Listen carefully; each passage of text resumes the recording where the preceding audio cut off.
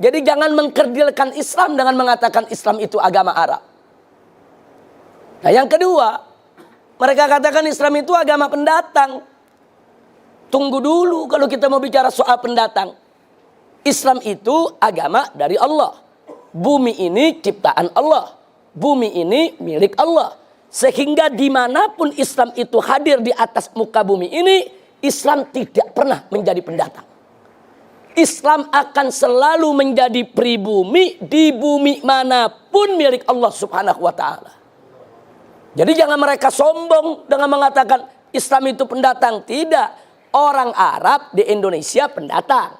Orang Cina di Indonesia pendatang. Tapi Islam bukan pendatang, saudara. Islam itu datang dari Allah subhanahu wa ta'ala di atas muka bumi. Bumi ini milik Allah.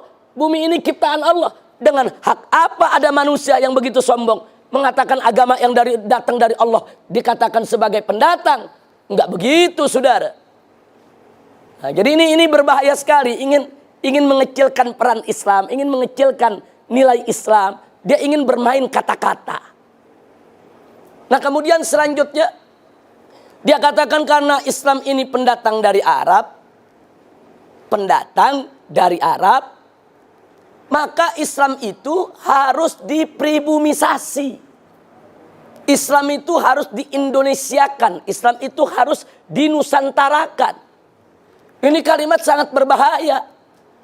Loh, kenapa saya katakan berbahaya? Karena dulu Nabi pada saat diutus oleh Allah subhanahu wa ta'ala pertama kali ke tengah bangsa Arab, bukan untuk mengarabkan Islam, tapi untuk mengislamkan Arab.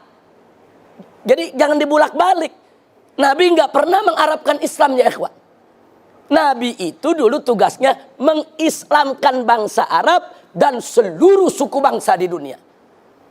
Jadi dulu Nabi mengislamkan Arab, bukan mengarabkan Islam. Nah, jadi kelompok mereka ini yang menyebut dirinya sebagai Islam Nusantara memutarbalikkan persoalan, dan ini sangat berbahaya.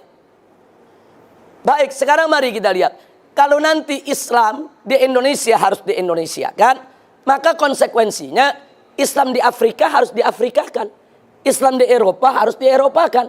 Islam di Amerika harus di-Amerikakan. Islam di Cina harus dikinakan. Islam di India harus di-Indiakan. Naif betul. Kok bisa begitu rendah sekali Islam? Ingin diubah-ubah, disesuaikan dengan suku bangsa? Tidak. Dulu Nabi alaihi salatu wassalam dan para sahabatnya radhiyallahu ta'ala anhum, dan para tabi'in, para tabi'it tabi'in, serta ulama yang datang setelah mereka, saudara, mereka berjuang menyebarluaskan Islam. Mereka Islamkan Arab, Islamkan Persia, Islamkan India, Islamkan Cina, Islamkan Amerika, Islamkan Eropa, Islamkan Afrika, dan mengislamkan Nusantara. Wali Songo dulu ketika berdakwah di Tanah Jawa, Wali Songo nggak pernah menjawakan Islam.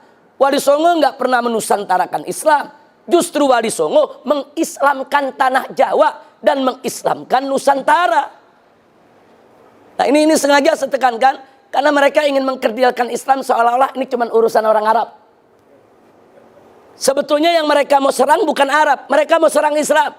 Arab ini cuma perantara saja, ya ikhwah.